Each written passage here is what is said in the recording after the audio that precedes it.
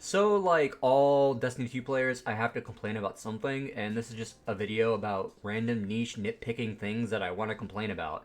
And no, it's not going to be bring Leviathan back or make PvP good again. These are like very specific things that just bug me about the game. The first major thing I want to talk about is going to be Facet of Purpose, more specifically Frost Armor. It is by far the least enticing subclass verb in terms of using this fragment. Bolt charge is better, restoration is better, and more importantly, woven mail is right there. And in 90% of the content in the game, it's always more effective to just pick up one overpower versus having to pick up 5 for the same amount of damage reduction. It makes no sense to me how Frost Armor has gotten this far in this game and has not seen a drastic buff. Yeah, stasis was pretty bad a long time ago, but I feel like on Prismatic specifically, the stasis components of each person's or of each character's kit is just weaker than everything else. Why would I run Frost Armor when I can just have Woven Mail? Same amount of damage reduction. So a change I'd like to see made to Frost Armor is to make it work like the new version of Rampage. If you don't know, in Renegades they actually buffed Rampage to where now instead of losing all of your stacks when you run out of time, you just lose one. That would be an amazing change for Frost Armor as well, because it'd be so much nicer to have more stacks of Frost Armor lasting longer instead of losing all 5 stacks when you run out of time. It feels like I'm wasting so many orbs of power for little gain. And again, Woven Mail is right there. I pick up 1 orb of power and I have the same amount of damage reduction as 5 orbs of power with Frost Armor. So it'd be cool if instead of losing all of my stacks, I just lose the previous stack. So you go from Frost Armor times 5 to 4 to 3 and etc. It'd be so much better to use, and it'd make me feel more enticed to use Stasis subclass supers. Next up, I want to talk about the Path of Burning Steps. This is an exotic that pre-Edge of Fate was already pretty mid, but it got even worse with the Edge of Fate changes, in my opinion, for a few different reasons. The first major reason is that it's no longer a mono-specific subclass exotic, which means you can no longer use this on any subclass you want. You can only use this on Solar Titan, more specifically on Solar Titan with Roaring Flames active. So you can't use Consecration and Soul Invictus. No. You have to use Roaring Flames. You can only use this. The problem with that is that Roaring Flames is an aspect that only gets benefited when you get ability kills. So you have an exotic that requires you to get ability kills to buff your guns. But there's this really weird awkwardness with this because it feels like I'm spending more time using my abilities to build up Roaring Flame stacks than actually using the guns that are benefiting from the Roaring Flames damage with Path of Burning Steps. It's incredibly awkward. I feel like 9 times out of 10, it's also just more beneficial to just continue using your throwing hammer. Why would I want to use a gun that gets Roaring Flames damage when I can just use a bonk hammer that does probably 3 times more damage than the gun would in the first place? It's incredibly awkward, incredibly frustrating, because I feel like I have to jump through multiple hoops just to make my guns good. And I think the obvious fix or buff to make this better is just make it to where solar weapons have a chance to grant you Roaring Flame stacks. It'd be so much better if I could get kills with my guns to make my guns better, just like how it used to be in the past. Instead of needing to use my bonk hammer to get like 5% more damage, now I gotta use my bonk hammer again because I ran out of Roaring Flame stacks. Because when you lose your stacks, you lose all of them at once instead of like Rampage, which would be an amazing change for this as well. I don't know. Path of Burning Steps, it was a fun exotic in like Lightfall, but ever since the Edge of Fate change, I've tried to make it work and I have like no motivation. This thing is just bad and it needs a desperate rework or buff. The next thing I want to talk about is going to be Hammer of Soul, more specifically on Prismatic. This is by far the worst super in the entire game, and it's not even close. The only thing that makes Hammer of Soul good on the Solar subclass is having Soul Invictus, because when you throw your hammers, you get those sunspots. But Prismatic doesn't have that. It's such a weak subclass super, it's mind-boggling, because every other super that Titan has, Twilight Arsenal, Thunder Crash, Blade Fury, Glacial Quake, they're all incredibly strong and do a ton of damage, and then you have Hammer of Soul just sitting there in the corner doing nothing. It feels so weak in comparison, and I want to see this changed. I have no notes for what I would change to it other than just giving a damage buff, but then you run the risk of it being good, or way too good, on Solar Titan because you have Soul Invictus on there.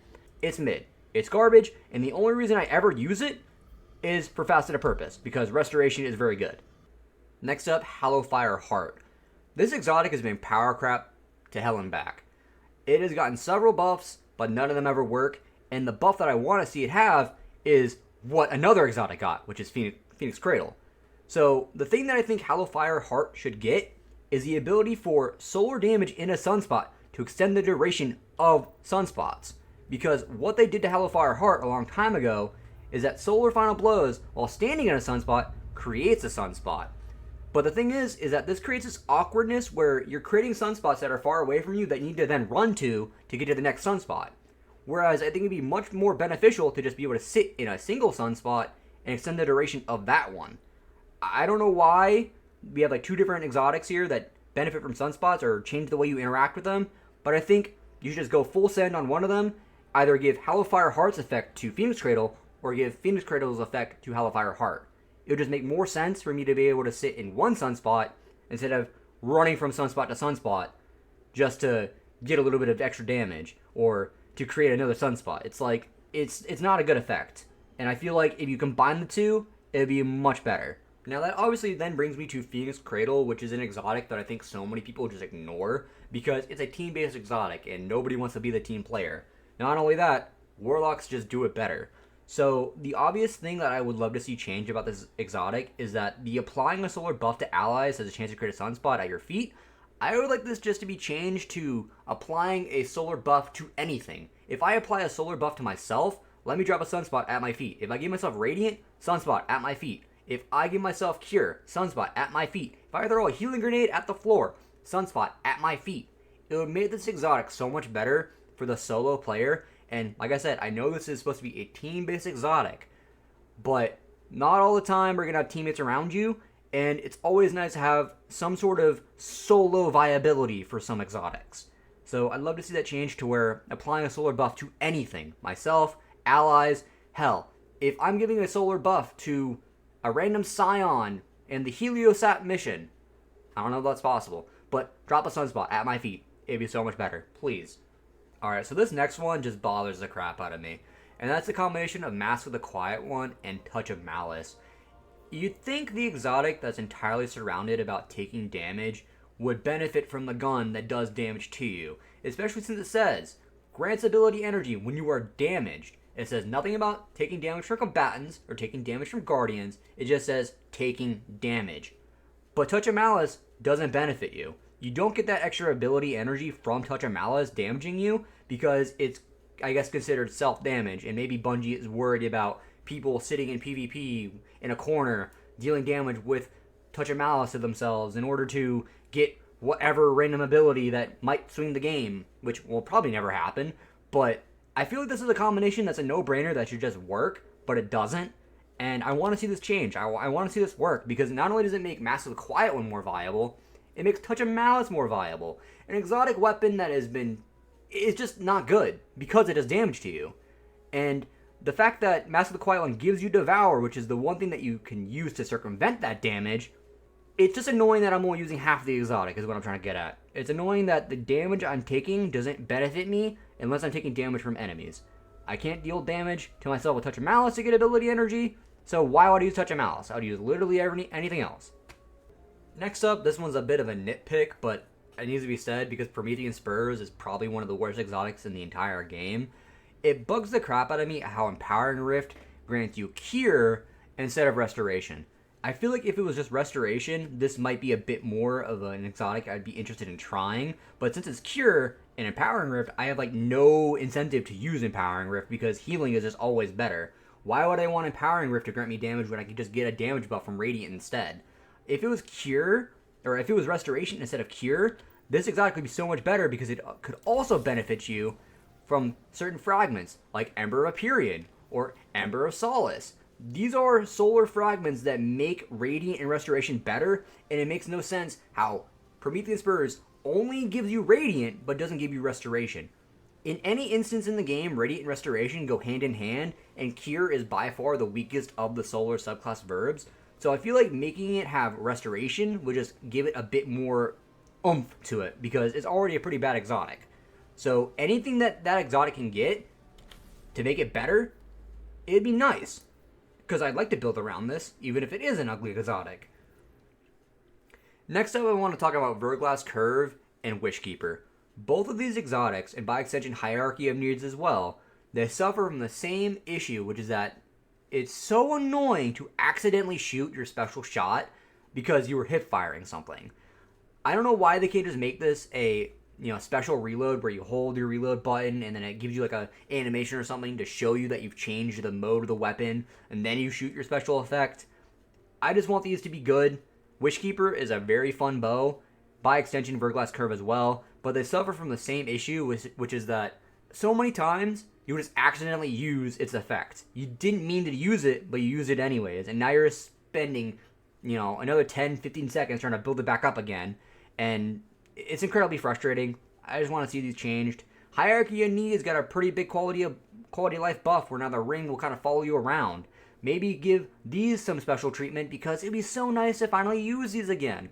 Especially since Unstoppable Bow is in the game. But why would I use that when literally anything else in the game is better than these? Service of Luzaku. I feel like everybody forgot about this exotic the moment it came out, because really it's not even that good.